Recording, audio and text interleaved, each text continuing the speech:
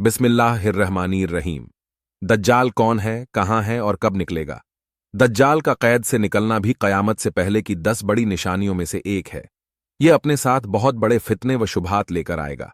इसीलिए आप सल्लल्लाहु अलैहि वसल्लम ने इसके बारे में उम्मत को खबरदार किया और डराया और फरमाया, अल्लाह की कसम, क़यामत उस वक्त तक कायम नहीं होगी जब तक 30 झूठे न ज़ाहिर हो जाएं। उनमें सबसे आखिरी काना दज्जाल होगा। दज्जाल औलादे आदम में से एक शख्स होगा जिसे अल्लाह कुछ ऐसी ताकतें अता करेगा जो उसके सिवा किसी इंसान को हासिल न हुई। उसे मिली यह ताकतें लोगों की आजमाइश के लिए होंगी। वह यह दावा भी करेगा कि वही रब्बुल आलमीन है। उसकी बाईं आंख मिटी हुई होगी, यानी वह काना होगा। कुछ अहले इल्म के नजदीक उसे मसीहा इसलिए कहा गया है, वह सारी जमीन में घूमेगा, वह चलेगा फिरेगा।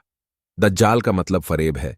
हदीस के मुताबिक उसका काम दजल व फरेब करना, बहाने बनाना, हकाइक हकीकत को छिपाना और बड़े बड़े झूठ बोलना होगा। वह लोगों से उस पर ईमान लाने को कहेगा।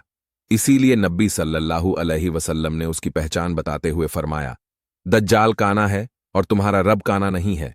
वह हर ऐब से पाक है। आप सल्लल्लाहु अलैहि वसल्लम के ज़माने में मदीना में इब्ने सय्याद नाम का एक यहूदी लड़का था। आप सल्लल्लाहु अलैहि वसल्लम को उसके दज्जाल होने के बारे में शक था। इसीलिए एक दफा आप अलैहि वसल्लम ने उससे फरमाया, क्या तू गवाही देता है कि मैं मोहम्मद अल्लाह का रसूल हूं?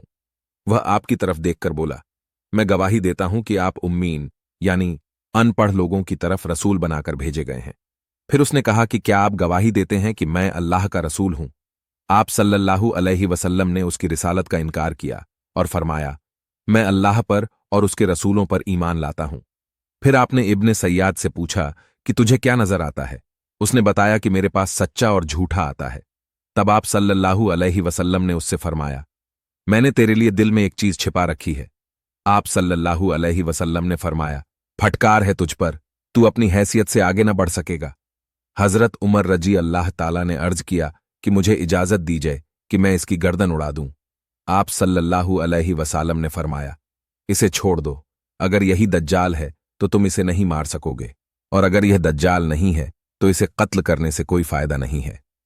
अबू सईद खुदरी रजी अल्लाह का बयान है कि एक सफर में जब इब्ने सय्याद उनके साथ था, उसने कहा, अबू सईद, लोग मेरे बारे में जो बातें करते हैं उस पर मेरा दिल चाहता है कि किसी पेड़ से रस्सी लटकाकर खुद को फांसी दे लूं। हो सकता है कि दज्जाल के बारे में आप सल्लल्लाहु अलैहि वसल्लम की हदीस का इल्म किसी और को न हो, मगर तुम अंसार से छिपी नहीं है। क्या अल्लाह के रसूल ने यह नहीं फरमाया था कि दज्जाल बांझ होगा? उसके कोई औलाद न होगी, जबकि मैं औलाद वाला हूं और मेरी औलाद मदीना में मौजूद है। दज्जाल मक्का व मदीना में दाखिल न हो सकेगा, जबकि मैं मदीना से आ रहा हूं और मक्का जा रहा हूं।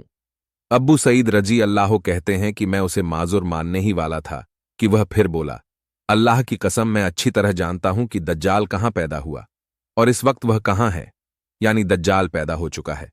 अबू सईद रजी अल्लाह कहते हैं, मैंने कहा, तुम्हारे लिए हलाकत व बर्बादी हो। मुझे उम्मीद है कि वीडियो को ज्यादा से ज्यादा लाइक करके शेयर करेंगे।